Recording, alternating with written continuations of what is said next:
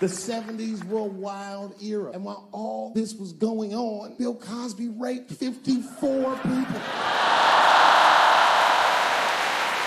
Holy shit, that's a lot of rapes, man. This guy's putting up real numbers. He's like the Steph Curry of rape. Man, that's a lot of rapes. 54. He had raped 30 less people. That's still 24 rapes. Don't forget, each one of these rapes has 8 hours of sleep in it. Ladies and gentlemen, that's over 400 hours of rape. It only takes 65 hours to get a pilot's license. If race for airplanes, this is Top Gun for sure.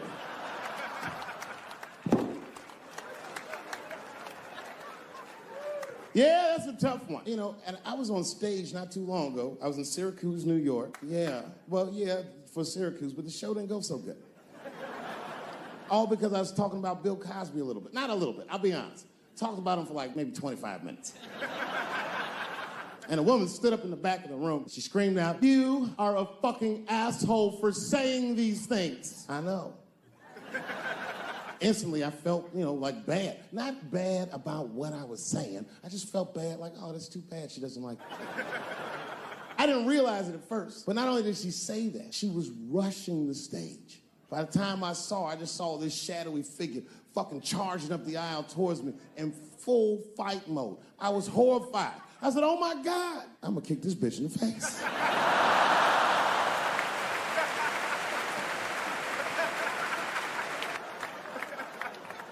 Lucky for me, I didn't have to.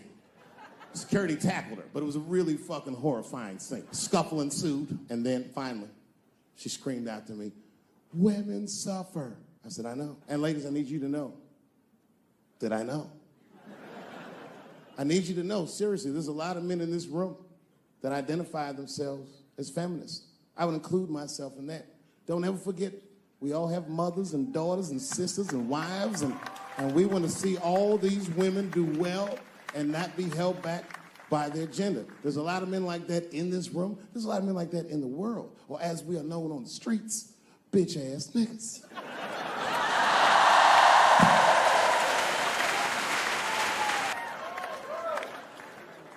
But as this woman was wrestling and screaming at me, I started to take offense. And I'm gonna be honest, race was involved. She was a young white woman, well-intentioned, but it's like not thinking it all the way through. Bitch, how the fuck are you going to yell at a black man about discrimination? She didn't get it. She just kept going. Women suffer. I know. Women suffer. Same team. Women suffer. I know. And this is where she went too far. We suffer just like you. Slow your roll, bitch. You suffer, yes, but not like me. Not like us. She goes, suffering is suffering. What's the difference? I said, come on, white woman, you know what it is. You was in on the heist, you just don't like your cut. You suffer, I suffer. You suffer, I suffer. That's how it works. Can't do comparative suffering. If you're hungry and your friend says, people are starving in Africa, so what, nigga? I still want lunch.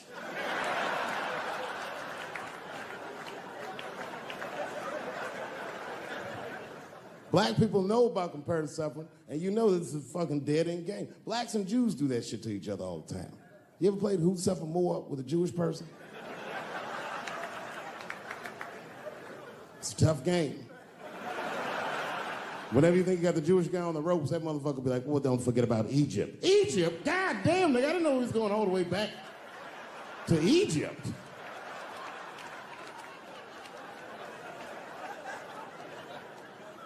What the fuck is wrong with her? What does she think? Does she think that I don't know that rape is wrong? Does she think that maybe I don't have empathy for Bill Cosby's alleged victims? And I would be remiss if I didn't remind you that technically these are all still allegations, although I admit it looks very bad. But perhaps, if she looked at it correctly, she would have empathy for me, the man she was attacking. 42-year-old black comedian. Obviously, Bill Cosby was a hero to me. And she doesn't know what it feels like to think that your hero might have done something so heinous. My God, you can't imagine. It'd be as if you heard that chocolate ice cream itself had raped 54 people.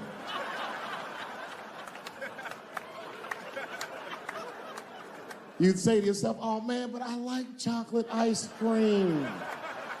I don't want it to rape. At first, I didn't believe it. I was like, man, these people are obviously trying to destroy Dr. Cosby's rich legacy. Even 34 allegations into it, I was still like, man, probably only raped 10 or 11 of those people. I know, but it's really tough. You know, you guys are young, so imagine if you found out 40 years from now that Kevin Hart raped 54 people. You'd be like, oh. The only one that would believe that would be Cat Williams. He'd be like, I knew that motherfucker was up to something. My wife's friend, Stuart, told me that. My wife has a lot of gay friends. Stuart's their leader. She has a lot of gay friends, and I don't like them.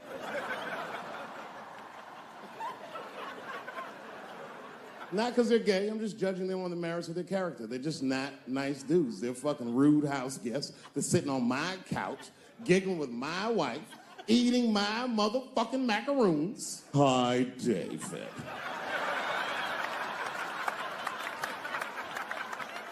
Stuart, what's all the beef, man? What's going on? He always wants to have some kind of gay political argument. The last one was about a petition in federal court to take the words husband and wife out of the law. I said, well, why would you want those words out the law? He said, because it discriminates against same-sex couples. I was like, niggas, please save me the semantics. Just trust me, take your chips and get the fuck out of the casino. You're about to crap out. Just go outside, talk that over amongst yourselves, and whichever one of you is gayer, that's the wife.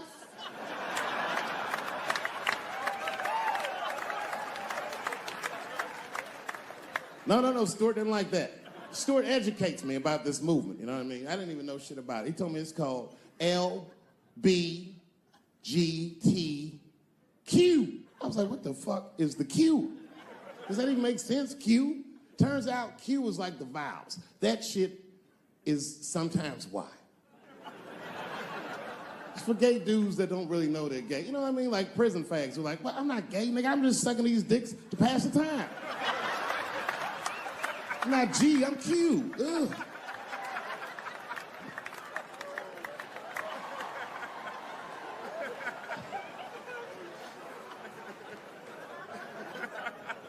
I think, okay, again, of all those letters, the T has the toughest road ahead.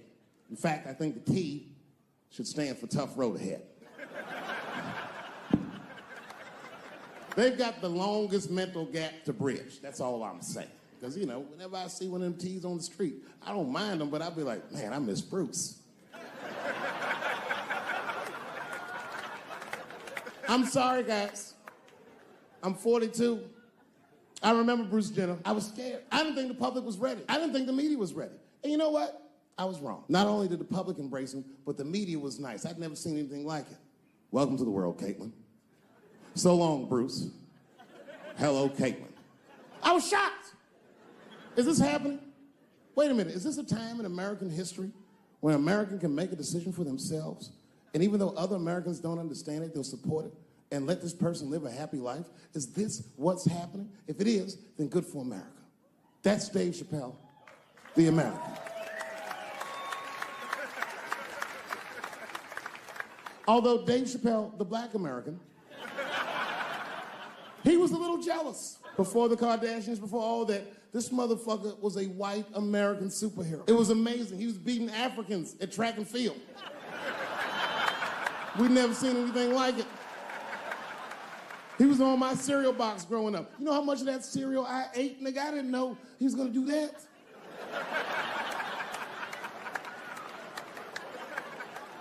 I knew before you guys knew. I heard things on the street in Hollywood. You know, you just be out, see people. Hey, what's up, Kanye? Why the long face? Nigga, you'll see.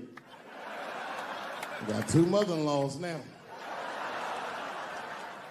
And when I heard he was gonna do it, I was like, how the fuck are transgender people beating black people in the discrimination Olympics?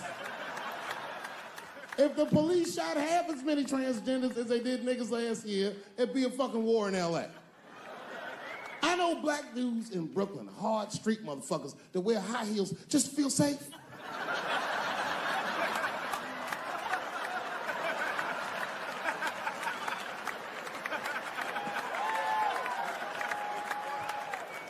Transgenders are gangsters. I used to do business with a transgender in Hollywood. Man, everybody would be scared of her in the boardroom. She'd walk in there, newly minted woman, high heels, purse. Wouldn't say anything to us, just walk around the conference table looking mean as shit.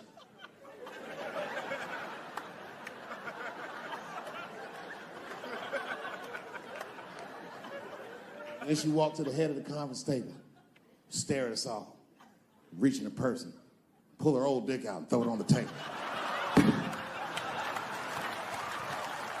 Let's talk business, gentlemen. Ah!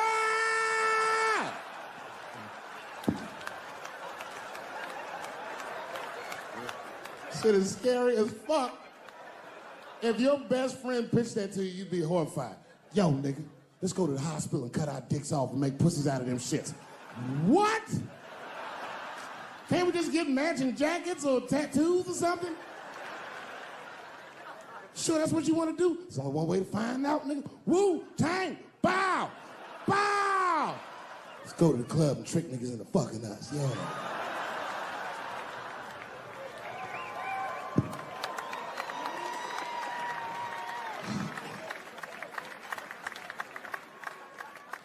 I was sitting back there, I'm smoking, drinking with the stars, and then 2 Hollywood movie producers came over right to me. Oh my God, Dave Chappelle, said the leader one.